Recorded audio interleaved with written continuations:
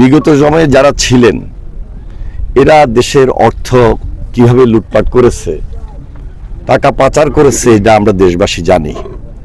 একদিকে তদন্তাধীন রয়েছে, আরেকদিকে এই তদন্তের কারণে যারা আজকে আমাদের এই এলাকায় লক্ষ লক্ষ কোটি কোটি টাকার যে প্রজেক্ট আমরা যেভাবে বঞ্চিত হয়েছি, ঠিকমতো কাজ হয় নাই, তাদের বিরুদ্ধে আইন অনুযায়ী ডিপার্টমেন্টাল ব্যবস্থা গ্রহণ করা হবে। পাশাপাশি অনেকগুলা কাজ যেগুলা চলমান খুব দ্রুত শেষ করা দরকার, হয়তোবা একটা পার্সেন্টেজ এখানে কাজ সম্পন্ন হয়েছে, বাকি পার্সেন্টেজ কাজ শেষ করার জন্য 5+ স্টার রেটিং প্রাপ্ত দেশের সর্বোচ্চ বিদ্যুৎ সাশ্রয়ী ওয়ালটন এসি স্মার্ট কমফোর্ট এখন নেক্সট লেভেলে। যে সমস্ত কন্ট্রাক্টররা ঠিকাদাররা রয়েছেন, ডিপার্টমেন্ট যারা রয়েছেন, সবার আন্তরিকতা এবং সহযোগিতার মধ্য দিয়ে আমরা তাদেরকে এগিয়ে দিব যেন কাজগুলো সম্পন্ন হয়।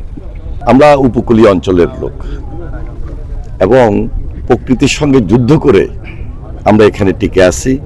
বিশেষ করে যখন বর্ষা আসে, অতি বর্ষা মানে এখানে একটা প্লাবন, একটা বন্যা স্রোত দেখা দেয়। আমাদের এই যে বিশেষ করে মধু চৌধুরীহাট থেকে শুরু করে কমলনগর, রামগতি, বয়ারচর পর্যন্ত প্রায় 61-62 কিলোমিটার, এই পুরা এলাকায় আমরা অনেক জায়গায় বাঁধ ভাঙা অবস্থায় থাকার কারণে, বাঁধ না থাকার কারণে আমাদের এই এলাকার মানুষ বিভিন্ন সময় বিভিন্নভাবে ক্ষতিগ্রস্ত হয়েছে, বাড়িঘর হারিয়েছে, জায়গা জমি নিঃশেষ হয়ে গেছে, অনেকে নিঃস্ব হয়ে পড়েছে। আমাদের এখানে যে উৎপাদিত ফসল, এই ফসল পানি যখন হয়ে যায় সেখানে উৎপাদন হয় নাই। সব কিছু মিলে ওই যে বললাম যে প্রকৃতির সঙ্গে যুদ্ধ করে আমাদেরকে টিকে থাকতে হচ্ছে, কোনোভাবে আমরা এখানে জীবন ধারণ করে আসছি। আজকে মহান আল্লাহ তাআলার হুকুম, জনাব তারেক রহমানের নেতৃত্বে আমরা একটা দেশপ্রেমিক সরকারের দায়িত্ব পেয়েছি। জনগণের পাশে, জনগণের দীর্ঘদিনের যে দাবি, জনগুরুত্বপূর্ণ এবং জনদাবি যেগুলো ছিল, এগুলাকে সমন্বয় করার জন্য আমরা এখানে উপস্থিত হয়েছি। ইতিমধ্যে কিছু কাজ চলছে, কাজের ধরন কেমন, কাজের মান কেমন, আরও কিভাবে এটাকে বেশি সেই 61-62 কিলোমিটার নদীর পাড় এটাকে সমন্বয় করা যায়, এটাকে বাদ দেওয়া যায়, সেদিকে আমরা বিশেষ নজর আমাদের পানি সম্পদ মন্ত্রণালয় থেকে করার জন্য এখানে উপস্থিত হয়েছি।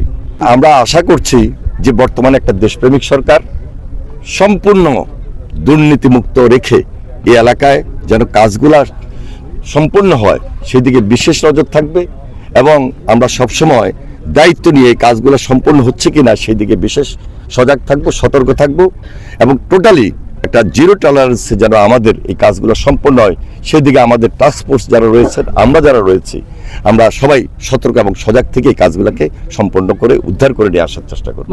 যারা এই ডিপার্টমেন্টাল কাজ করতে গিয়ে, এই বাঁধের কাজ করতে গিয়ে বিভিন্নভাবে দুর্নীতির আশ্রয় নিয়েছে, অসহযোগিতা করছে, সম্পন্ন করছেন না, তাদের বিরুদ্ধে ডিপার্টমেন্ট আইন অনুযায়ী ব্যবস্থা গ্রহণ করবেন। ধন্যবাদ। স্থায়ী সমাধানের আশ্বাস কি মাননীয় মন্ত্রী মহোদয়? আমরা এই কাজটুকু 61-62 কিলোমিটার এটা সম্পূর্ণভাবে স্থায়ীভাবে যেন সম্পন্ন হয় সেদিকে আমাদের নজর থাকবে। ইনশাল্লাহ আমরা এই দেশপ্রেমিক সরকার, আমাদের তারেক রহমানের নেতৃত্বে এই কাজগুলা আমরা সম্পন্ন করব, এবং আমাদের এই অঞ্চলের নদীভাঙ্গা মানুষের যেটা প্রয়োজন সেই কাজগুলা যেন আমরা তাদেরকে দোরগোড়ায় পৌঁছে দিতে পারি, তাদের সুবিধার জন্য জনস্বার্থে কাজগুলোকে আমরা সম্পন্ন করব।